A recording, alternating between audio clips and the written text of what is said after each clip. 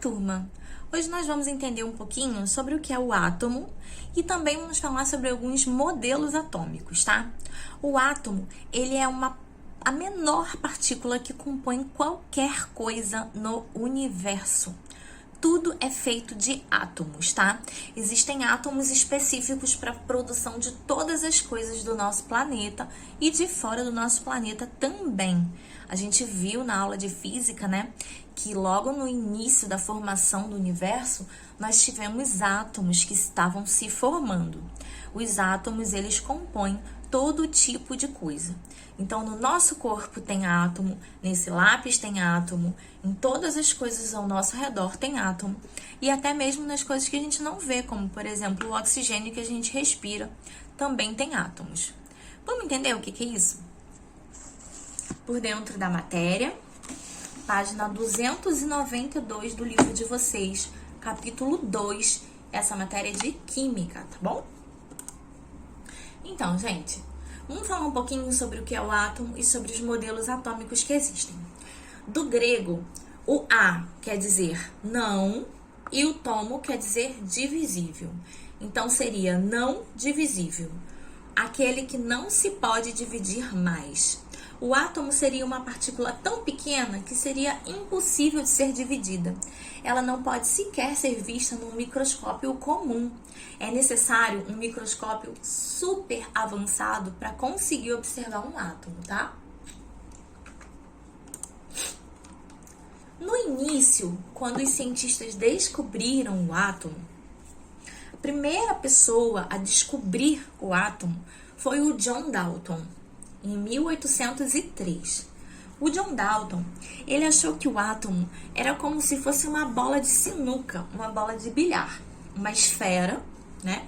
Uma roda, uma esfera, que fosse de partículas maciças, indivisíveis e indestrutíveis, parecidas com uma bola de bilhar, e elas iam se diferenciar pela massa, pelo tamanho e pela propriedade.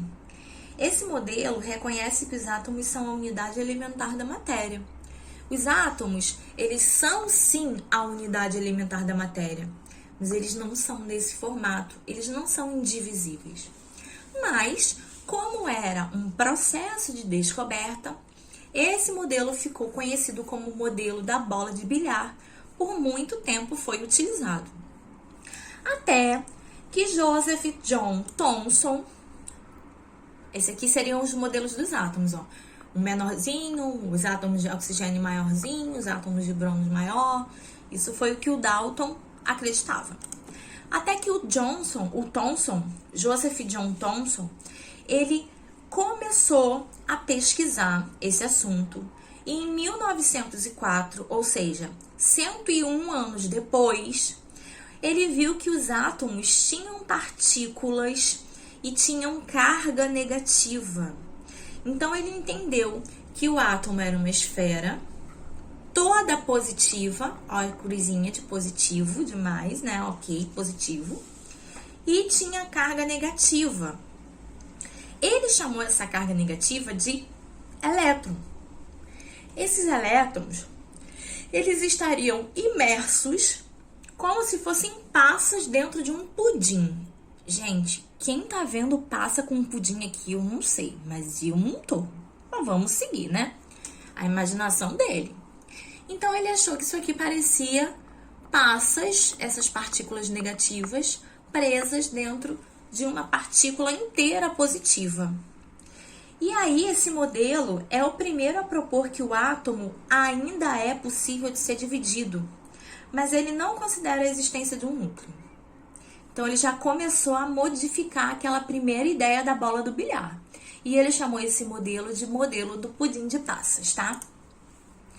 Seria uma partícula positiva com as esferas negativas aqui dos elétrons, tá? Os negativos se chamam elétrons mesmo. Já em 1911, ou seja, pouquinho tempo depois, né, de 1904 para 1911, foi rápido.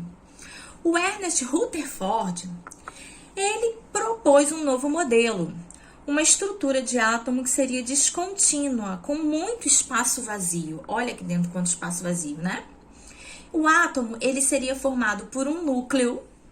Nesse núcleo ia ter positivo, o núcleo ia ser positivo, e o lado de fora iam ter os elétrons. Esse núcleo positivo ele chamou de prótons. Então, os prótons são os positivos. E aqui fora, a gente tem os elétrons, que são os negativos que a gente já tinha visto no modelo anterior. Então, olha só a descoberta. Era uma bola de bilhar, virou um pudim de passas, e agora ele já chamou esse modelo de modelo nuclear, ok? Na sequência, 2 anos depois, o Niels Bohr continuou o estudo dos átomos e ele descobriu que o átomo, ele parecia com aquele modelo nuclear, mas que ele estava um pouco defasado, então ele deu uma melhorada, uma aprimorada, tá? Os elétrons que envolvem o núcleo, eles se movem em órbitas circulares de tamanho e energias fixos. Ele realmente viu que aqui no centro existia um núcleo e que esse núcleo carregam os prótons, que são as partículas positivas, tá? E aqui em volta nós temos as partículas negativas, fazendo essas órbitas aqui, ó, como se fosse o sistema solar, por isso que ele chamou de modelo planetário, tá? E aqui em volta nós temos os elétrons, que são as partículas negativas. Então, eu tenho prótons positivas e elétrons negativas. E assim, a gente tem a formação dos átomos. Olha o modelo planetário. Elétrons aqui fora, representados de amarelo, e os prótons aqui dentro no núcleo, representados de verde. Ué, mas tem um azulzinho aqui, professor. O que eles são? Eles são os nêutrons, tá? Anota aí, ó. Prótons positivos, nêutrons negativos. Prótons positivos, nêutrons sem carga, neutro, tá? Os nêutrons são neutros mesmo. Os nêutrons e os prótons formam o núcleo do átomo. E os elétrons estão aqui fora do átomo, na eletrosfera, e eles giram em volta do átomo. E o que os átomos formam? Tudo. Aí vai depender dos elementos que esses átomos vão estar representando. E os elementos químicos a gente vai conhecer na próxima aula.